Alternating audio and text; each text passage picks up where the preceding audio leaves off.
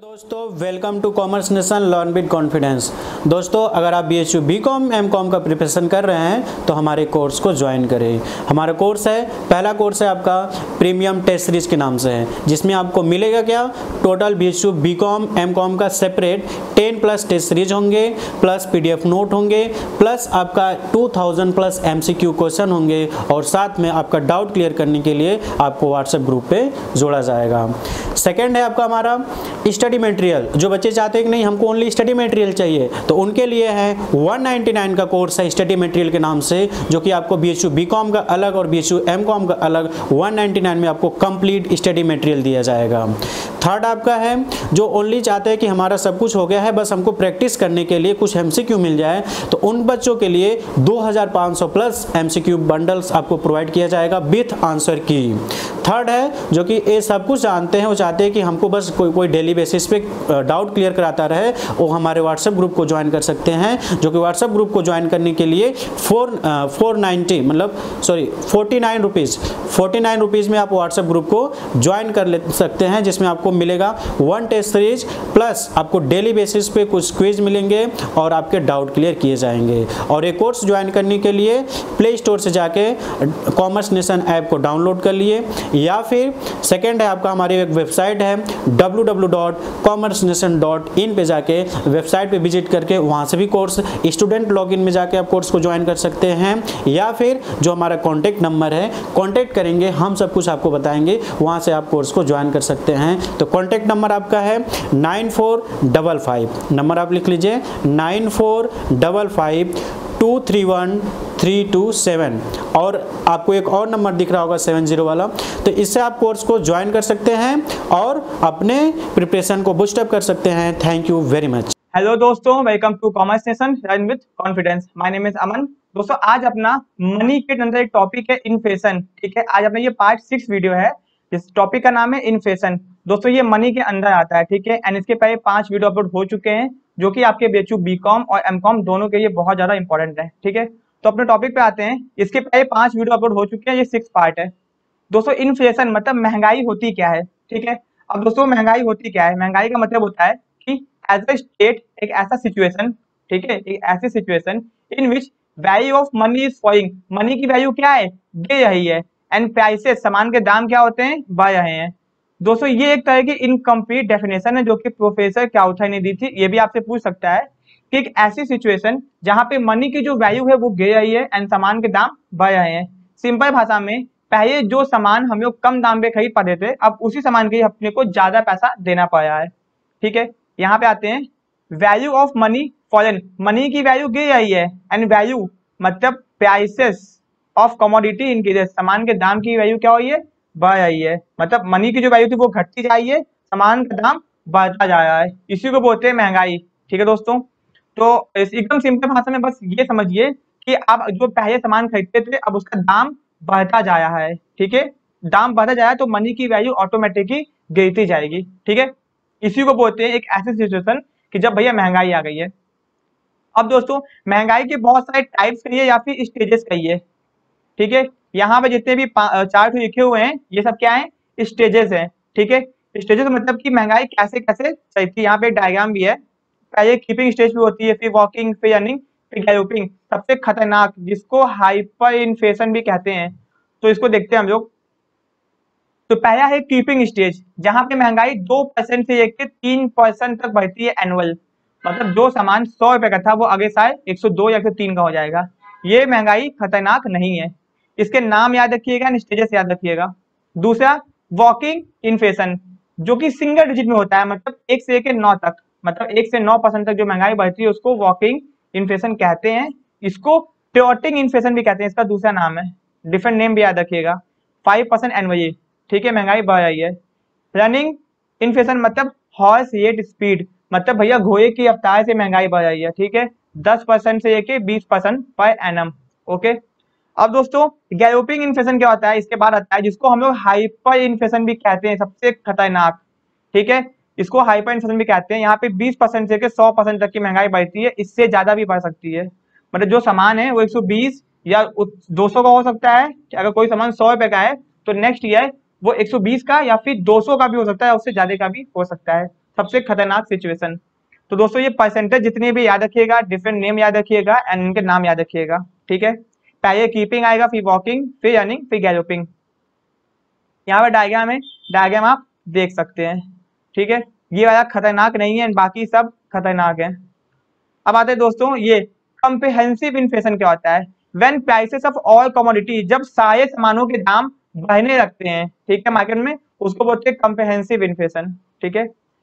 Sporadic inflation, sectoral inflation. Sectoral inflation का मतलब होता है किसी किसी सेक्टर में, जैसे कि मान लीजिए चावल के बाजार में, ठीक है, पल्सेस के बाजार में, सब्जी के बाजार में महंगाई बढ़ रही है, तो इसको बोलते हैं स्पोरेडिक इन्फ्लेशन, ठीक है। अब आता है open inflation. And inflation is said to be open when the government takes no step to check the rise in the price level. जब भैया कोई गवर्नमेंट कंट्रोल नहीं करती है, ठीक है, इन्फ्लेशन को कंट्रोल नहीं करती है, उसको कहते हैं ओपन इन्फ्लेशन। इसका मतलब गवर्नमेंट चाहती है कि वहां पे महंगाई बढ़े। अब आ रहे हैं दोस्तों अपने रिप्लेस्ड इन्फ्लेशन के ऊपर। When government actively intervene the check in the rise of price level.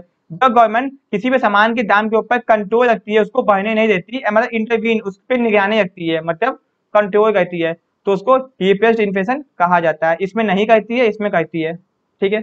अब आते हैं फुल इन्फ्लेशन। इसका क्या मतलब है। When there is full employment, मतलब सबको नौकरी मिली हुई है, and there is a rise in the price इन दोनों फुल इन्फ्लेशन। मतलब कि जब इकोनॉमी में सबके पास नौकरी है एंड महंगाई बढ़ रही है, उसको फुल इन्फ्लेशन कहते हैं, ठीक है। पार्शियल इन्फ्लेशन, मतलब कि फुल इन्फ्लेशन से पहले पार्शियल इन्फ्लेशन आता है, मतलब पहले आधा इन्फ्लेशन बढ़ेगा फिर फुल इन्फ्लेशन में पहुंचेगा, ठीक है ना, इसको याद रखना। इट नीचे आ गया थोड़ा सा। It happened before full inflation in price of commodity increases.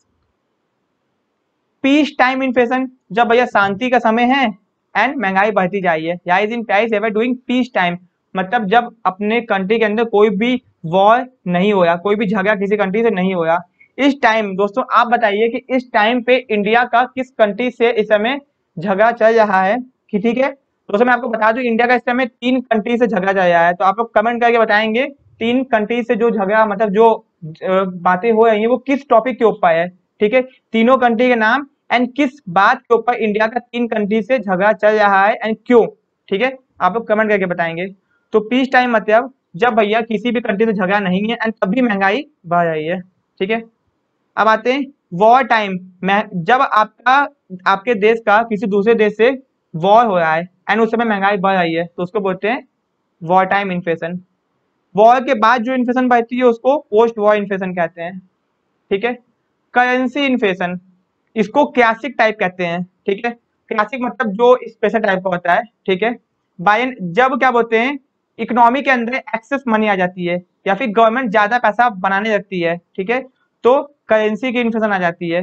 बात समझिएगा, जब इकोनॉमी के अंदर ज्यादा मनी सप्लाई बढ़ जाती है तो करेंसी इन्फ्लेशन आ जाता है।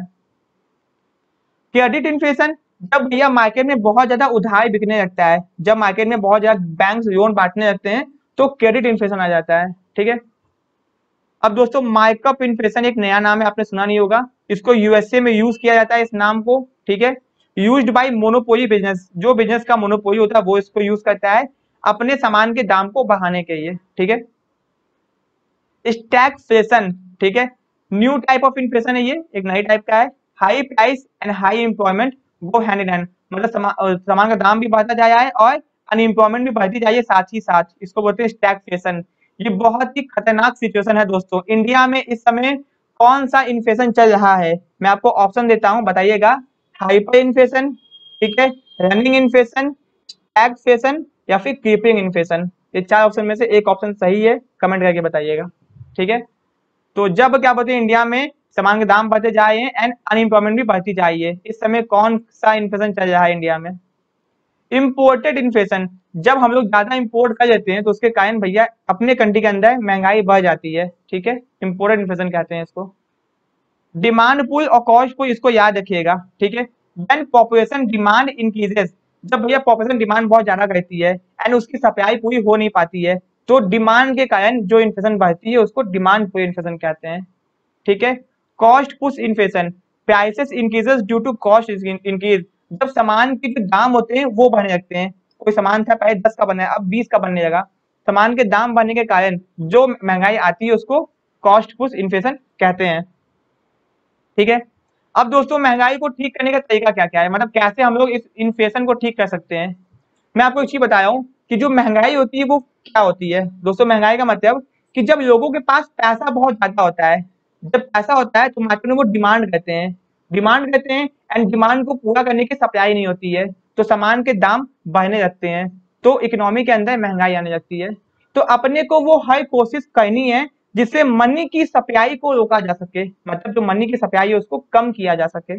बात समझिएगा, महंगाई क्यों आती है, महंगाई इसलिए आती है जब लोग डिमांड करते हैं। जब डिमांड क्यों करते हैं, क्योंकि उनके पास पैसा है, तो हमको लोगों के पैसे को रोकना है, कैसे भी उनसे पैसे उनके पास से कम करने हैं, तो वो हर तरीका अपनाएंगे जिससे पैसे उनको कम मिले। ठीक है, तो दोस्तों यहाँ पे आप देख लीजिए, पहला है जितने भी बैंक के क्वांटिटेटिव और क्वालिटेटिव कंट्रोल थे, AII, CII, SII, भैया अगर CII को बढ़ा दिया जाएगा तो कमर्शियल बैंक लोन कम बांट पाएंगे एंड लोगों के पास पैसा कम आएगा, लोग डिमांड कम करेंगे तो महंगाई अपने आप कम हो जाएगी। ठीक है, सेम टू सेम इन सबके साथ में होगा। ठीक है, तो मुझे ये आपको बताने की जरूरत नहीं है, जिन्होंने भी मेरा बैंकिंग का क्लास देखा है उनको मैंने ये सब चीजें डिस्कस की थी। तो ये तो अपना मॉनेटरी पॉलिसी की मदद से कंट्रोल हो गया। अब आता है फिस्कल मेजर। फिस्कल मेजर मतलब गवर्नमेंट खर्चा कम करेगी, जब गवर्नमेंट खर्चा कम करेगी तो लोगों के पास पैसा कम आएगा, जब पैसा कम आएगा तो भैया लोग डिमांड कम करेंगे, डिमांड कम करेंगे तो महंगाई कंट्रोल होने लगेगी। या तो लोगों को बोलेंगे कि भैया सेविंग करो, सेविंग, जैसे इस टाइम पे इंडिया पे लोग खर्चा कम कर रहे हैं और सेविंग ज्यादा कर रहे हैं। ठीक है, दूसरा टैक्सेस को बढ़ा दिया जाएगा, टैक्सेस बढ़ा देंगे तो इनकम कम हो जाएगी, प्राइस को सीधे सीधे प्राइस को कंट्रोल करने की कोशिश की जाएगी। ठीक है, तो दोस्तों ये सब अपने तरीके से जितना सोचेंगे उतना आपको आएगा, सिंपल सी बात है। अब आते हैं दोस्तों मोस्ट इंपॉर्टेंट टॉपिक, हर बार बेचू का पेट क्वेश्चन जो पूछा जाता है एंड बहुत बच्चे कंफ्यूज रहते हैं भैया कि ये होगा क्या। तो चलिए आइए देखते हैं, तो महंगाई में किसको फायदा पहुंचता है, किसको नुकसान होता है, तो चलिए उसको देखते हैं। सबसे पहला डेटर। अब डेटर होता कौन है, पहले तो ये समझिए, डेटर को फायदा होता है, डेटर गेनर होता है। तो कैसे होता है डेटर गेनर, उसको समझते हैं। ठीक है दोस्तों, देखिए अब मान लीजिए मैं डेटर हूँ, मैंने किसी से पैसा लेके रखा हुआ है, अब मान लीजिए आज के टाइम पे मैंने उससे पैसा ले लिया 1,00,000 रुपए। ठीक है, अब 1 महीने बाद मान लीजिए महंगाई आ गई। ठीक है, तो भैया अगर वो पैसा उस महंगाई के टाइम पे वो किसी को देता तो उसको ज्यादा वैल्यू मिलता। अब उसने हमको देकर रखा हुआ है तो अब हमको तो कम इंटरेस्ट रेट पे पैसा मिल गया है, तो हमको क्या हो गया, फायदा हो गया। तो डेटर को क्या होता है, गेन होता है, क्रेडिटर को लॉस होता है, इसको याद रखिएगा। डेटर को हमेशा गेन होता है, क्रेडिटर को लॉस होता है। एंड जो वेजेस एंड सैलरी पाते हैं भैया, जिनको वेज मतलब मजदूरी या फिर तनख्वाह मिलती है, उनको हमेशा इन्फ्लेशन में सफर करना पड़ता है, मतलब लॉस होता है। फिक्स इनकम ग्रुप, जिनकी इनकम फिक्स होती है भैया, उनकी भी बहुत दिक्कत की बात है, इनकम तो फिक्स है, महंगाई बढ़ गई तो खर्चा तो बहुत ज्यादा बढ़ जाएगा, कैसे पूरा करेंगे, इनको भी लॉस होता है। ठीक है, इंटरप्रेन्योर्स मतलब बिजनेसमैन, उनको बून मतलब प्रॉफिट होता है। इन्वेस्टर, दोस्तों इन्वेस्टर दो टाइप के होते हैं, जो कि इक्विटी में इन्वेस्ट करते हैं, जो कि बॉन्ड में इन्वेस्ट करते हैं, मतलब डिबेंचर में। जो इक्विटी में इन्वेस्ट करते हैं उनको फायदा भी हो सकता है, नुकसान भी हो सकता है। जो डिबेंचर में इन्वेस्ट करते हैं उनको जल्दी नुकसान नहीं पहुंचता। ठीक है, फार्मर, फार्मर को गेन होता है। फ्लक्चुएटिंग इनकम, अब देखिए फार्मर की इनकम हमेशा फ्लक्चुएटिंग होती है, वो सब लोग जिनकी इनकम फ्लक्चुएट रहती है, कम ज्यादा होती जाती है, उनको हमेशा प्रॉफिट होता है। तो पूछा गया एग्जाम में ये दो है, बट आपको मैंने सारा बता दिया है, तो इसको याद रखिएगा। अब बचा क्या है अपना, डिफ्लेशन क्या होता है, बाकी टॉपिक 2-3 टॉपिक है, स्टैगफ्लेशन, ठीक है, डिसइन्फ्लेशन, डेप्रिसिएशन, डिवैल्यूएशन, 5-6 टॉपिक है जो कि खत्म हो जाएंगे। ठीक है, बहुत जल्दी उसको खत्म कर दिया जाएगा एंड आपका मनी भी खत्म हो जाएगा। खत्म पे ही है, 90% कोर्स खत्म है, बहुत जल्दी खत्म हो जाएगा। ठीक है, वीडियो पसंद आया हो तो वीडियो को लाइक, चैनल को सब्सक्राइब जरूर कर दीजिएगा। एंड अभी तक अगर आप लोगों ने प्रीमियम टेस्ट सीरीज को ज्वाइन नहीं किया है तो जाके ज्वाइन कीजिए। एंड अदर भी कोर्सेस हैं, किसी को नोट्स चाहिए, किसी को MCQ चाहिए, तो वो भी आप ज्वाइन कर सकते हैं। ठीक है, मिलते हैं अपने नेक्स्ट वीडियो में। Thank you so much.